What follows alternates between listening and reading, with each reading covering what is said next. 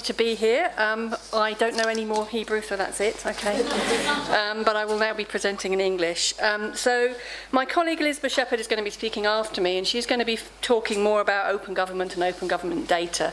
So what I'm doing is I'm concentrating on just one theme within that kind of idea, and that is the theme of citizen participation. Because if you want to join the Open Government Club, you have to sign up to the Open Government Declaration. And one of the themes in the Open Government, one of the commitments that you have to make to join that club is that you will support civic participation. So I've highlighted here the ideas that are in that kind of idea. It's all about the fact that you want more public participation in decision making, more public participation in policy formulation, etc., etc. You want public participation in developing, monitoring, and evaluating government activities. So this idea of public participation may have sort of gained currency because of this new open government agenda, but it isn't actually that new. So since around the 1990s, for example, there has been an international association for public participation, and one of the main products that's quite frequently referenced of the international association is this one. So this is the International Association of Public Participation Spectrum. Okay, so what we have here is that we have a spectrum, and the idea is, of course, that we have increasing involvement within the decision-making process here. So at the bottom, you just tell citizens that that's what you're going to do, and at the top, the citizens are making the decision. So this is the idea that you have this kind of public participation spectrum. So the question I'm talking about today, and I'm trying to think about, and I have to say this is based on InterPARES research, but it's more reflective on that research as well. So it's kind of taking what we've done and actually maybe re-examining it to think about some new questions. And that question is this idea of, what is the role of records? What is the role of record keeping in this kind of idea of a public participation spectrum? Where do we fit on this spectrum? And most of the discourse that you will find, actually, records and record keeping are seen very much down here at the bottom. It's all about information. It's all about data, and this is kind of a clue, the fact that we have this open government data. So if you look at the kind of statements, and this isn't just confined to open government data agendas, this is also apparent in things like freedom of information agendas, which have obviously been around a lot longer, you get statements like this, and again I've highlighted this idea. And what can we see here? We can see a direct link being made between access to information, no mention of records admittedly, but access to information in order to build citizen engagement, in order for political participation, in order to empower people. It will empower people. If you give them the information, it will empower people. This is the kind of rhetoric that we have. So if we return to this idea, the idea being perpetuated is that if you just give people access to information, there is this direct, there is this uncomplicated link from them having access to becoming involved, to becoming empowered. And there's a kind of, there's truth to that. Let's put that, there's definitely truth to that, but it is perhaps only a half-truth. Because what you can see in this kind of direct link is that we're skipping over those steps where we actually have to do that messy business of talking to people, consulting with real people, collaborating with real people. So the people are kind of losing out, yeah? So the question, again, another question that came out as I started to kind of look at this was, to what role should we, and when I say we, I'm probably thinking more UK record keepers, but it may be that it applies more generally than that to record keepers in general, but I've kind of got we, I think, of UK record keepers. To what extent should we be complicit in perpetuating this half-truth? Okay. Now, I know complicit is a bit of a loaded term, and I want to make it quite clear. I'm not saying that we're complicit in anything illegal. It's nothing like that. I know it has this idea that you're being complicit in an illegal act. That's not the way. It's just this idea of being involved with. Okay, so to what extent should we be involved with this, complicit in this? And I'm interested in kind of just going in with our eyes open, because to me, the sort of pejorative here is actually about being engaging in something unknowingly, just with passive compliance. If we're going to go into this, then we should do so with our eyes open. We should think about it. And we need to know why we're doing that and what the implications of doing so are. So that's kind of the question that I wanted to look at, and I'm going to try and think about why we might want to be complicit, why we might not want to be complicit, the kind of implications of both sides. And this is based on a kind of reinterpretation of some of the data that we've undertaken as part of these studies. So Elizabeth will probably talk a little bit more about these studies. These are the studies that we've done at UCL around the role of the records manager and records management in an open government environment in the UK. And we've done that by going into these environments, by talking to people who are involved in record keeping in all of these different sectors and all of these different contexts. And you can see there we've got local government, National Health Service, that's at a national level, National Health Service at a local level, and university and higher education. Now, the first thing to note is that there is considerable variation between the degree to which open government agendas have been adopted within these various sectors. So funnily enough, it being open government, the sector in which it's most widely adopted is local government. Okay, there's a connection there. National Health Service, it's kind of coming in. University and higher education, not so much, but they have a slightly different agenda, and that's open access, research data management. That's a kind of slightly different agenda, but it's not quite open government. So these are the kind of sectors that we did. We sort of looked at these and we kind of asked people who were involved in the sectors what they thought. So when I think about the reasons why we might want to be complicit, you can look at things like this. So this is some quotes from the local government study. And what you can see here is that, you know, the main argument for being complicit in this is that we get greater recognition. So what you can see here is you can see records management being placed in working groups across the team. So we've got the whole of, you know, we've got customer engagement, we've got digital services, we've got everybody working together on open government. So the main argument for being complicit is that we get this kind of greater recognition of our work. Yep. That's great, but, there's always a but, you have to be aware that greater recognition does not necessarily imply either greater resources or greater understanding of our work, sadly. So if we go to the National Health Service, where perhaps the agenda isn't so well established, and you could argue that that's one of the reasons that once the agenda is established, the resources will come, the understanding will come, and let's hope that's true, I don't know.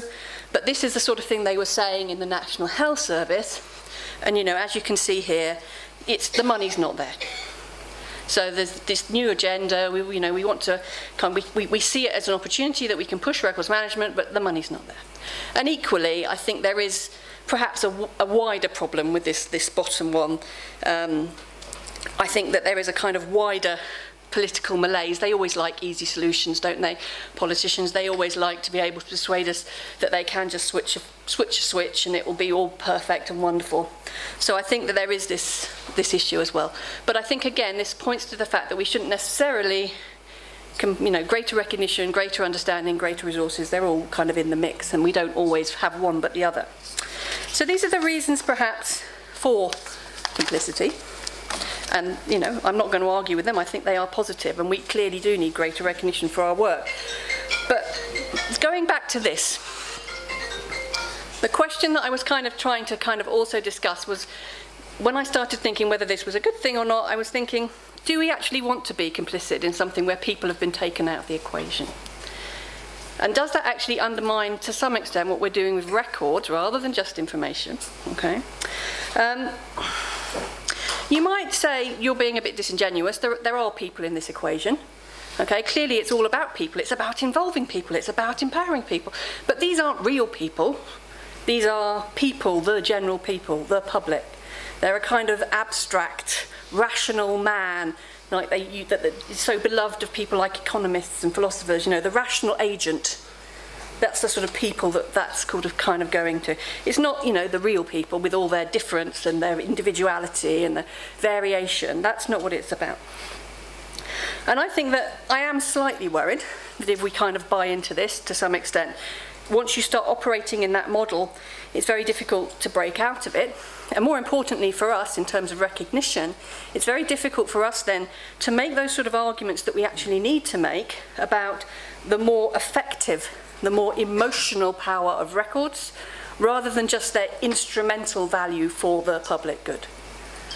Okay, so this is why I think I want to raise this issue, And obviously, in the context of citizen engagement, that makes sense, because in terms of citizen engagement, that kind of more effective, that more raw emotional power is also part of the parcel, I think.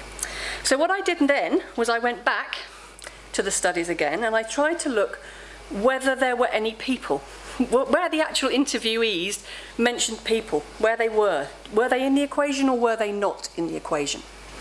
And on the one hand, you know, it was looking positive.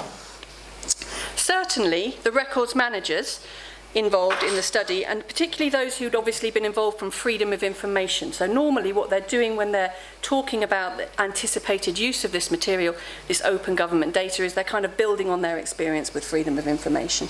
And certainly those people in record keeping have a much better idea than perhaps the politicians of who actually uses this data. Yeah? So who are the users? And they're saying it's not the general public. They have a slightly more granular level than that. So they're not talking in terms of the general public, they're talking in terms of the press, they're talking in terms of pressure groups, they're talking in terms of that kind of users. Yeah? But again, there is a level of granularity below the amorphous general public here. But it's not really real people again, it's more about different kinds of use and perhaps different kinds of motivation for use that we're getting here. Yeah? So this was one of my favourite quotes at all. They are more pressing things than releasing data for third parties to make money out of. So in this kind of idea of different uses, different motivations for use, in a time of straitened resources in the public sector, it is hardly surprising that there is very little think of value in this commercial use. So using this stuff for private gain is not kind of considered particularly worthy by the people involved in the studies. So I think it's all about these different kinds of uses. But there is some people, and that's what we'll go to next. So here, it's quite a kind of mixed quote, this one, because there's first of all this idea that, you know, we're not actually bothered about the use and these users. Yes, we might have opinions on what kind of use we think is worthwhile and what kind of use we don't think is worthwhile, but generally speaking, once it's out there, it's out there. It's not my responsibility anymore. And that's kind of the first part of the quote. But what you also get in this quote is that they do feel protective of people to some extent, but it's the people in the records. So where the people perhaps are more easily seen by the record keepers, where the record keepers recognise the value of that individuality, perhaps, is in the records. It's the people in the records. It's the, and I hate that term, the data subject. Okay, that's where the records managers are seeing the people. That's where the people perhaps become most real to the records managers in this study.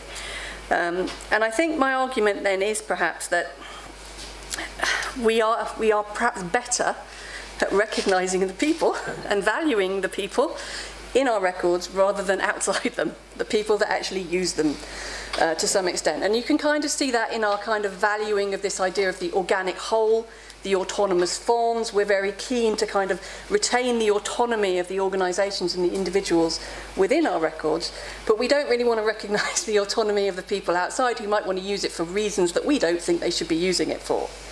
So we're going to deny their autonomy, but we're going to respect the autonomy of the people in the records, perhaps. And that's also perhaps in why we can see that we've had all these debates about appraisal, because we've recognised that we can't collect everyone as an individual, yeah? But we perhaps haven't quite had the debate about how we can kind of serve everyone and whether that's acceptable. So I'm going to go to one more quick study, and this study is not one that UCL did. This is another InterPARES study, and this was the policy and plurality study that was done in Canada. So this project sought to look at how trust was being negotiated in the development of the National Centre for Truth and Reconciliation. And for those of you who do not know, this Centre for Reconciliation is part of a wider initiative that kind of seeks to address the legacy of systemic and systematic harms to Indigenous peoples, which was committed by the federal government and church organisations in Canada. So that's the background.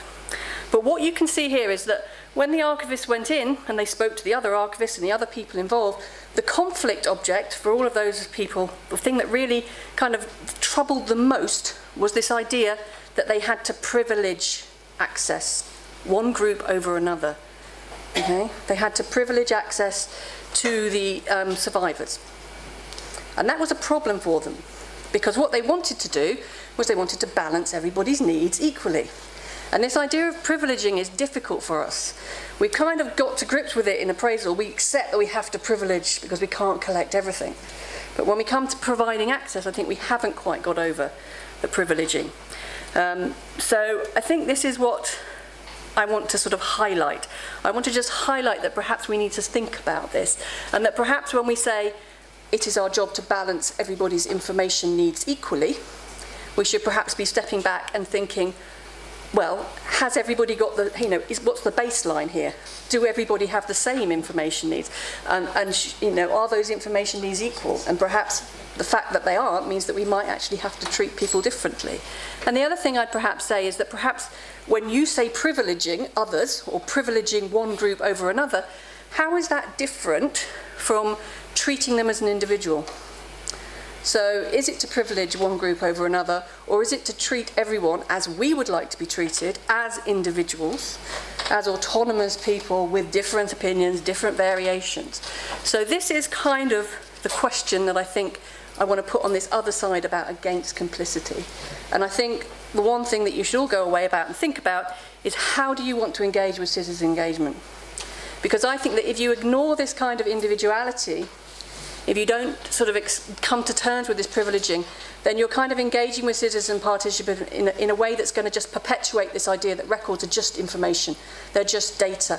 And it's not going to necessarily allow us to make the kind of arguments that we need about the value of records in terms of identity and emotional power and effective power. So you can do both, but it's quite difficult to juggle it. So you just need to think about it, and that's where I'm going to end. Toda.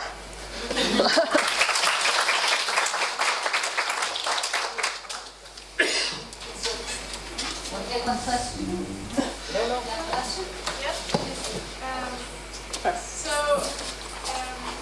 Do you have any idea what the next step should be? Like, how can we take this from access to information to empowerment, and also to get a more diverse perception of who the users are and what? Well, I think that's the thing. We have to stop calling them users.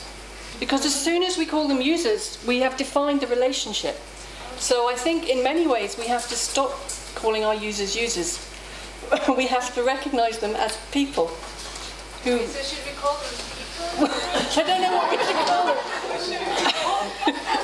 I think terminology is a problem, and there is no perfect word. We could call them users, but I think we use users as a shorthand that's convenient. But as soon as we do that, we just have to be aware that that's what we're doing. We're defining that relationship, and we're also kind of denying ourselves any kind of more intimate relationship with them. We're kind of, there's the records in between us. There's us, there's our records, there's the users. They're not our users. They're the users of our records, and again, that's kind of introducing that mediation. So we're not really engaging with them as people. I'm not saying that that's true, because as an archivist, obviously, you do. On the reference desk, you are engaging with people. But that's not necessarily so much that we talk about. So yes, when you're talking to someone and they've just dissolved in tears in front of you because they've seen something about an ancestor that has been upsetting, you're engaging with them as people. When you have somebody in front of you who wants access to something that you can't give them access to, and it's kind of really upsetting to them, again, you're engaging them with people. So I think we do engage with them with people, but I think sometimes we get lost. And I think that's what I'm saying about it's difficult to keep the balance, because we have to kind of keep jumping across the line, treating it just as data, just as information, but also treating it as this thing that has great power over people.